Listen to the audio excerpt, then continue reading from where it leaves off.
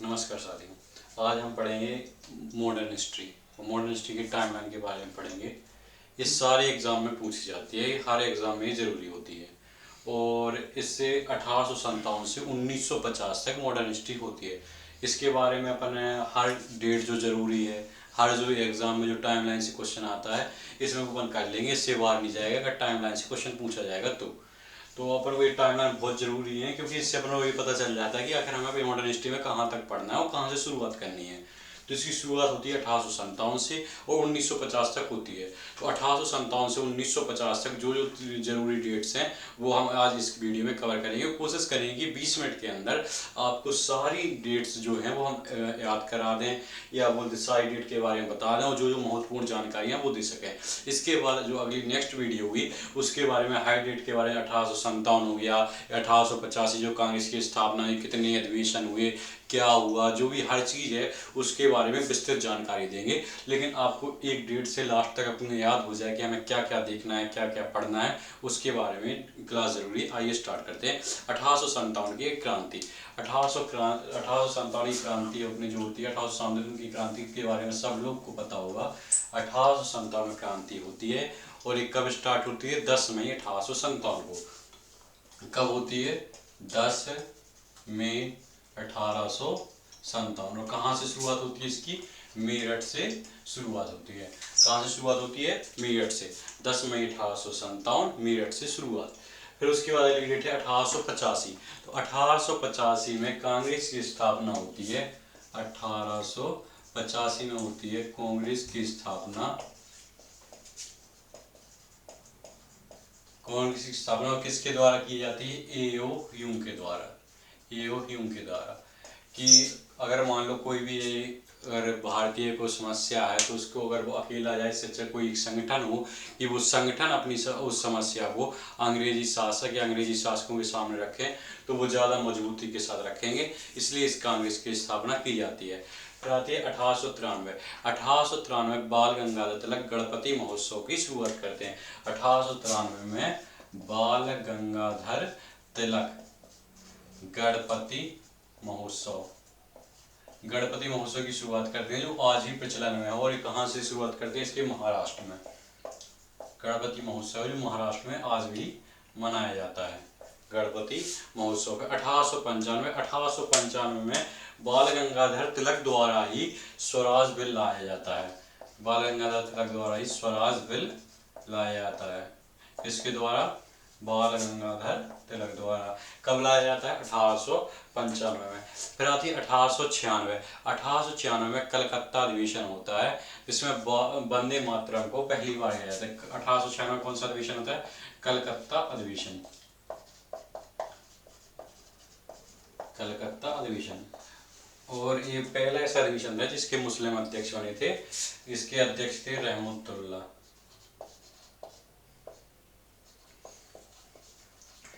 और इसमें पहली बार वंदे मातरम गाया गया। फिर आती है 1905। 1905 में पहली बार बंगाल विभाजन का प्रस्ताव रखा जाता है। 1905 में इसका भारतीयों द्वारा बहुत ज़्यादा विरोध होता है और अंग्रेज़ों का एक नियम था कि फूट डालो राज करो नीति के तहत इसमें इन्होंने कहा हिंदू मुस्लिम अगर एक रहेंगे तो इनके ऊपर राज करना ज़्यादा मुश्किल होगा। अगर इसको बड़े एरिया को दो भाग में बांट दिया जाए फिर इनके ऊपर अपन आसानी से राज कर सकते हैं।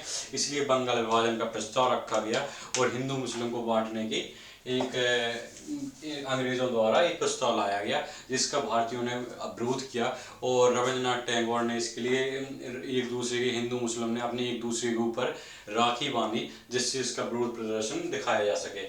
1907। 1905 के बाद 1907 आती है। 1907 से पहले अपनी तारीख और जरूरी है। 1906। 1906 ही में मुस्लिम लीग की स्थापना की जाती है।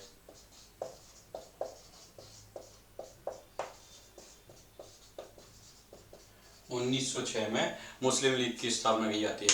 1907 में होता है सूरत अधिवेशन। सूरत अधिवेशन 1907 में होता है। सूरत में एक कांग्रेस का अधिवेशन होता है, सूरत अधिवेशन।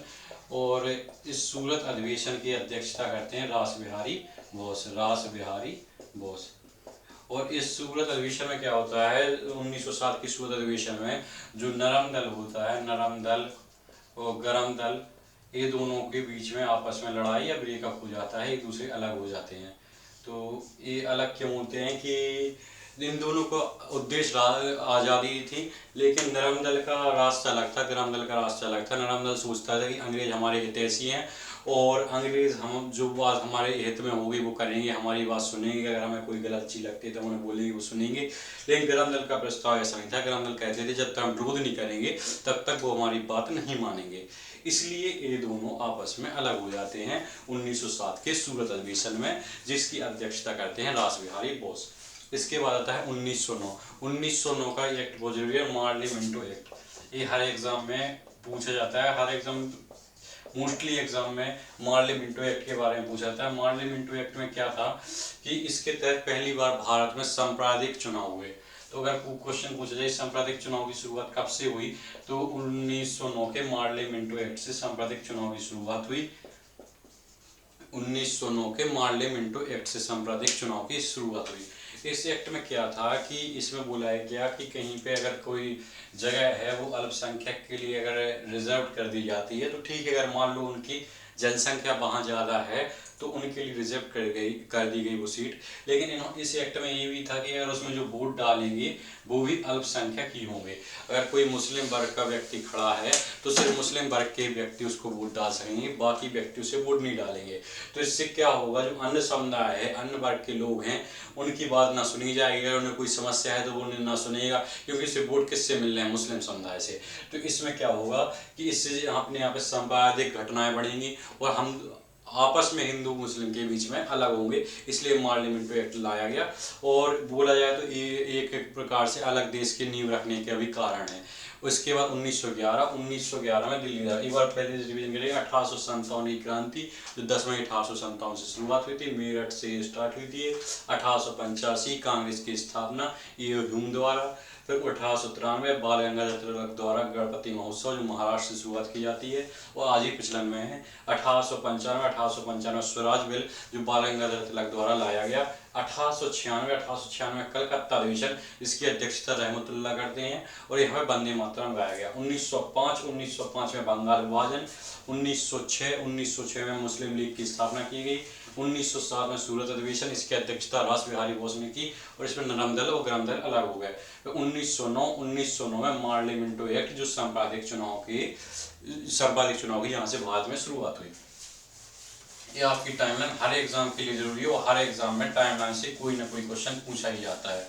और टाइमलाइन से क्या होता है कि टाइमलाइन से हम एक रास्ता मिल जाता है कि हाँ हमें यहाँ तक पढ़ना है। अगर हमें मंजिल दिख रही हो तो हम जल्दी पहुँच जाते हैं उसके लिए।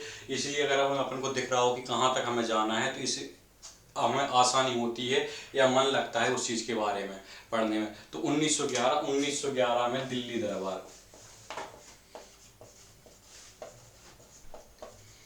1911 का दिल्ली दरबार। 1911 के दिल्ली दरबार में यहाँ पे भारत में 3 दरबार लगाए गए। एक तीसरा दरबार था और एक ऐसा पहला दरबार था जिसमें कोई शासक भारत आया। इसमें पहली बार मतलब बोले तो शासक या रानी, कोई भी भारत, पहले इंग्लैंड की जो महारानी थी जो शासक थे, कई भारत नहीं है, लेकिन यहाँ पहली बार आए थे। उनका नाम था जॉर्ज पंचम उनका नाम था और वो भारत आए। और 1911 में उनके स्वागत के लिए पहले जनगण मन गाया गया। इसके रचयिता थे रविंद्रनाथ टैगोर और 21 पुस्तक से लिया गया, तत्वबोधिनी पुस्तक से हमने इसको लिया था।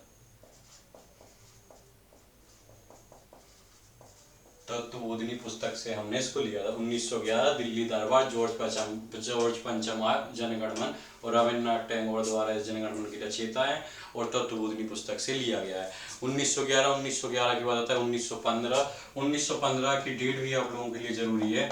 9 जनवरी 1915। इस दिन महात्मा गांधी दक्षिण अफ्रीका से भारत आए।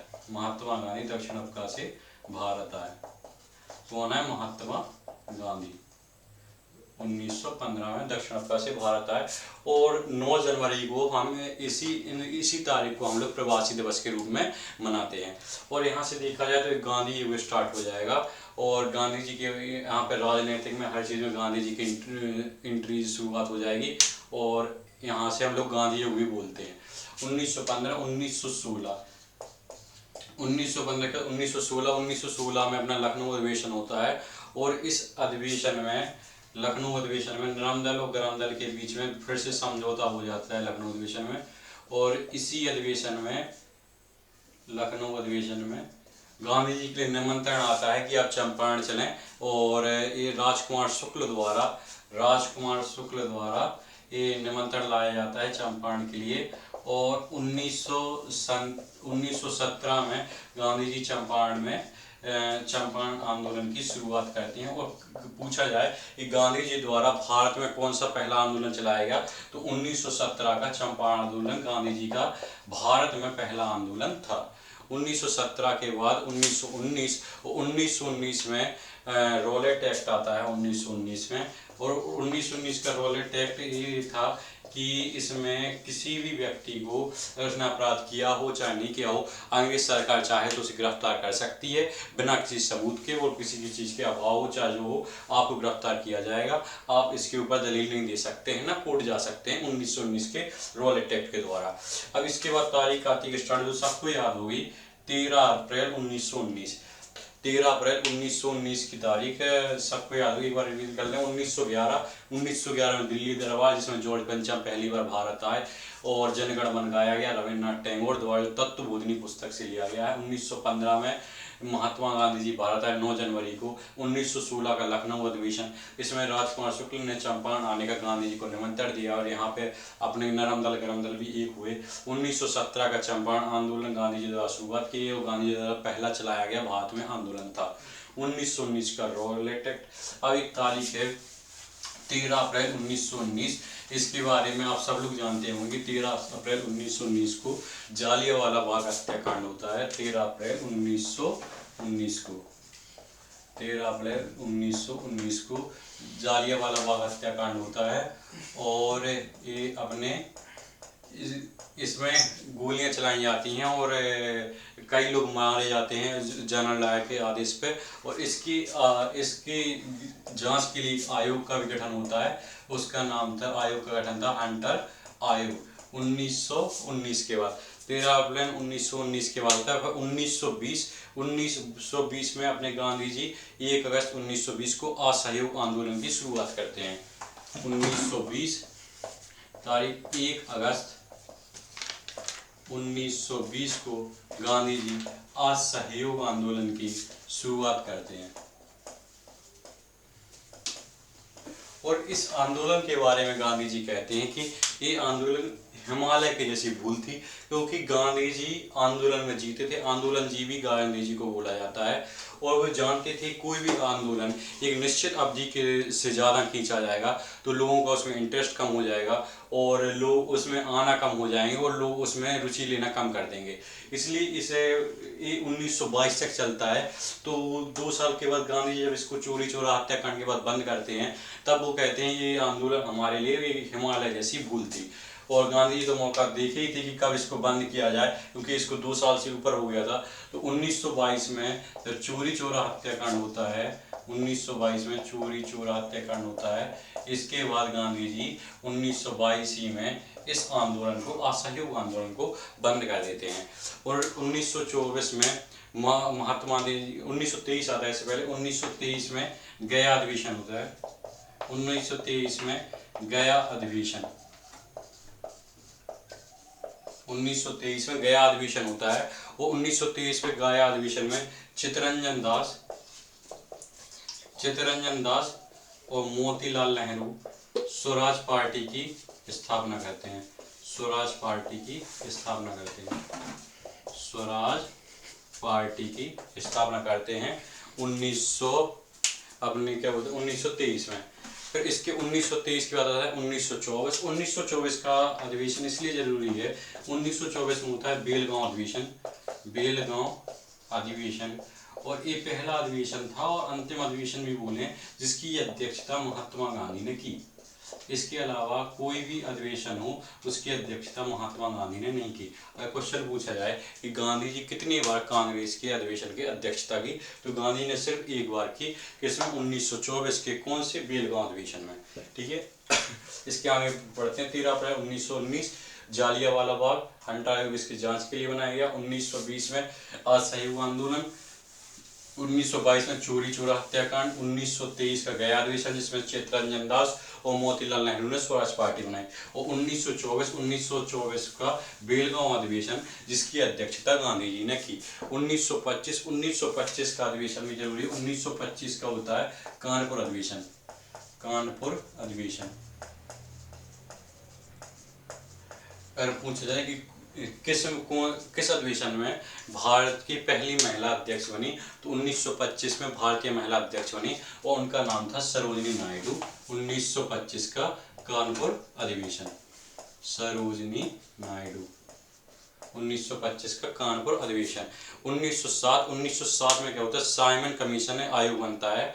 वो साइमन कमीशन आयोग 1927 में जो बना, इसका बहुत ज़्यादा विरोध हुआ, क्योंकि जो ये जांच के लिए आयोग बना था जिसका गठन था, तो इसमें कोई भी भारतीय को सम्मिलित नहीं किया गया, सारे के सारे अंग्रेज थे, इसलिए इसका बहुत ज़्यादा विरोध होता है। और इस साइमन कमीशन के इसके विरोध में साइमन गो बैक के नारे लगते हैं, और इसी में लाला लाजपत राय को लाठी लग जाने से उनकी मृत्यु हो जाती है साइमन कमीशन के उसमें। और 1927 में बनता है, और 1928 में ये भारत आता है। 1928 में भारत आता है, और इसी में लाला लाजपत राय की मृत्यु हो जाती है। 1929 का लाहौर अधिवेशन। 1929 के लाहौर अधिवेशन की अध्यक्षता किसने की थी, तो मोतीलाल नेहरू के सुपुत्र जवाहरलाल नेहरू ने इसकी अध्यक्षता की थी। 1929 के लाहौर अधिवेशन की जवाहरलाल नेहरू जी ने इसकी अध्यक्षता की थी 1929 के लाहौर अधिवेशन की। इसके बाद आता है 1931 में गांधी इरविन समझौता होता है। 1931 का गांधी इरविन समझौता होता है, जिसकी क्या बोलते हैं, कई जगह विरोध भी होता है। कि विरोध का कारण ये है कि आपने जो गांधी इरविन समझौता, विरोध का कारण ये है कि भगत सिंह, राजगुरु, सुखदेव का जो अपन बोलते हैं कि फांसी लग दी, शायद गांधी जी रोक सकते थे उसको, तो गांधी इरविन समझौता होता है, तो इसी टाइम पे ये होता है। तो इसमें गांधी जी ने क्यों बात नहीं रखी भगत सिंह और राजगुरु और सुखदेव जी की मृत्यु के टालने के लिए, फांसी को टालने के लिए, लेकिन अपन को इसके बारे में पता नहीं कि उन्होंने बात रखी कि नहीं रखी, क्योंकि जो गांधी इरविन समझौता की जो फाइल है वो आज तक भारतीयों को या पब्लिक नहीं की गई है, किसी को भी देखने नहीं मिली है। हो सकता है उन्होंने बात रखी हो सकता है नहीं रखी हो, इसके बारे में अपन को जानकारी नहीं है, क्योंकि आज तक हमें ये फाइल देखने को नहीं मिली है जिसमें आखिर उन्होंने मांग रखी थी कि नहीं रखी थी। 1931 के बाद 1932 में पूना पैक्ट होता है, जो महात्मा गांधी जी और भीमराव अम्बेडकर जी के बीच में होता है। 1932 का पूना पैक्ट, जो गांधी जी और क्या बोलते हैं भीमराव अम्बेडकर जी के बीच में, भीमराव अम्बेडकर जी के बीच में रखा जाता है 1932 का पूना पैक्ट। ये आप देख लीजिए। 1925 का कानपुर अधिवेशन, इसमें सरोजिनी नायडू अध्यक्ष करती हैं, पहली भारतीय महिला। 1927 साइमन कमीशन आयोग, जो 1928 में भारत आता है, जिसका विरोध किया जाता है क्योंकि इसमें सारे अंग्रेज शामिल थे। 1929 का लाहौर अधिवेशन, जिसकी अध्यक्षता जवाहरलाल नेहरू जी ने की। और 1931 गांधी इरविन समझौता। 1932 का पूना पैक्ट, जिसके गांधी जी और भीमराव अम्बेडकर जी के बीच में होता है। 1929 के लाहौर अधिवेशन की, जिसके अध्यक्ष जवाहरलाल नेहरू की, यहीं पे उन्होंने क्या बोलते एक कसम खाई थी कि जब भी हमारा भारत देश आज़ाद होगा और उसका संविधान बनेगा, तो संविधान को हम 26 जनवरी के दिन लागू करेंगे। यही कारण है कि हमारा संविधान 26 नवंबर को पूरा हो जाने के कारण भी हम लोग उसको 26 जनवरी को लागू करते हैं और तब तक रोक के रखते हैं।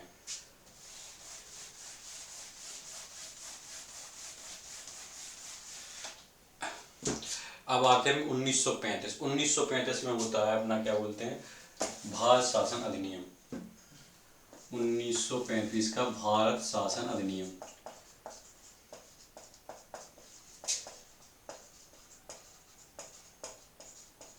1935 में भारत शासन अधिनियम आता है, और इसी से देखा जाए तो अपने संविधान का कम से कम लगभग 60% भाग हमने भारत शासन अधिनियम से लिया है। अगर क्वेश्चन पूछा जाए कि हमने संविधान का सबसे ज़्यादा भाग कहाँ से लिया है, वो ऑप्शन दिया जाए अमेरिका, इंग्लैंड, आयरलैंड और भारत शासन अधिनियम, तो सबसे ज़्यादा हमने भारत शासन अधिनियम से लिया है, लगभग 60%। 1935 के बाद 1940 में आता है अपना अगस्त प्रस्ताव। अगस्त प्रस्ताव 1940 में। फिर आता है 1942 में आता है क्रिप्स प्रस्ताव। और क्या बोलते हैं 1942 के क्रिप्स प्रस्ताव है, इसको गांधी ने दिवालिया बैंक की ड्राफ्ट चेक कहा है, क्योंकि हमने देखा 1900 यहाँ से दूसरा विश्व युद्ध चालू हो गया था। जब प्रथम विश्व युद्ध हुआ तब अपने बाल गंगाधर तिलक जी ने गांधी जी से कहा कि अभी मौका है और हम अंग्रेजों से कहें कि हमें अपना शासन दे दो, हमें भारत को, देश को आज़ाद कर दो, तो हमारी मदद करेंगे। तब गांधी जी ने उनकी बात नहीं सुनी और उन्हें विश्वास था कि अंग्रेजों ने उनसे कहा है कि हम देश को छोड़ देंगे तो वो हमारी बात जरूर सुनेंगे और देश को छोड़ेंगे। लेकिन जब दूसरा विश्व युद्ध हुआ तब उन्हें विश्वास होगा कि करना वही पड़ेगा और यहाँ पर उन्हें मांग रख दी अंग्रेजों के सामने कि अगर आप चाहते हैं कि हम आपकी मदद करें दूसरे विश्व युद्ध में, क्योंकि अंग्रेजों की यहाँ पे बहुत बुरी हालत थी, तो उन्होंने कहा अगर आप चाहते हैं हम मदद करें तो आप हमारे देश को आज़ाद करें। तो उन्होंने 1942 क्रिप्स प्रस्ताव पहुँचाया। इसमें इन्होंने मतलब कोई आज़ादी की बात नहीं रखी, संविधान वही बनाएंगे, हर चीज़ उसी का था, इसलिए उन्होंने दिवालिया बैंक की ड्राफ्ट चेक कहा है गांधी जी ने। 1942 के बाद अपना 1942 में 8 अगस्त को अपने गांधी जी क्या बोलते हैं वो 8 अगस्त को यहाँ पे भारत छोड़ो आंदोलन की शुरुआत होती है। और 1946 में आता है अपना कैबिनेट मिशन। 1946 में आता है कैबिनेट मिशन। इसके 3 सदस्य होते हैं, 3 सदस्य। आप इसको एक ट्रिक के माध्यम से भी याद कर सकते हैं। कल के याद से इसको क्या बोलते हैं, अलेक्जेंडर पैथिक लॉरेंस। एल मतलब होता है लीडर, तो लीडर से अपने को याद हो जाएगा पैथिक लॉरेंस। ए से अलेक्जेंडर, ए बी अलेक्जेंडर, और के से अपना क्रिप्स। ये क्रिप्स प्रस्ताव यही सम्मिलित थे, तो कल से हो जाए क्रिप्स, ए बी अलेक्जेंडर और पैथिक लॉरेंस। ये 3 लोग थे जो 1946 के कैबिनेट मिशन के सदस्य थे और ये भारत आए थे। उन्होंने कैबिनेट मिशन में अपने संविधान को हर चीज़ के बारे में मतलब इन्होंने यहीं से शुरुआत हुई बनी। और 1947 के बारे में तो सबको याद होगा। 15 अगस्त 1947 को भारत को अंग्रेजों से आज़ादी मिली और ये भारत का स्वतंत्र देश, संपूर्ण संपन्न देश बनाया गया। 1947 के 1949 26 नवंबर 1949 को भारत का संविधान बन गया और बन के तैयार हो गया और कुछ अंश भाग इसका 26 नवंबर को भी लागू किया गया, जिसको हम संविधान दिवस के द्वारा रूप में मनाते हैं 26 नवंबर को। और उसके बाद आते हैं 1950 में 26 जनवरी 1950 को भारत देश का संविधान लागू कर दिया गया। इसको बनने में 2 वर्ष 11 माह 18 दिन लगे थे। 2 वर्ष 11 माह 18 दिन लगे थे। इसकी जी अपनी 1950 तक हुई, 1857 से 1950 तक। इसके बीच में जो भी जानकारी हैं वो अपन कल से पढ़ेंगे। जैसे जो संविधान बना तो संविधान में कितनी कमेटियां थी, कौन कौन सदस्य थे, किस किस को कौन कौन सा प्रभार मिला, प्रारूप समिति क्या थी, प्रारूप समिति के अध्यक्ष कौन थे, कैबिनेट मिशन में क्या था, क्रिप्स प्रस्ताव कब आया, कैसे आया और क्या इसके क्रिप्स प्रस्ताव में बातें रखी गई, क्यों ये फेल हो गया, अगस्त प्रस्ताव में क्या आया था, भारत शासन अधिनियम में क्या क्या चीज़ थी। तो इसको अपन एक एक प्रकार से आगे पढ़ेंगे और 1857 से खत्म करेंगे 1950 तक। धन्यवाद।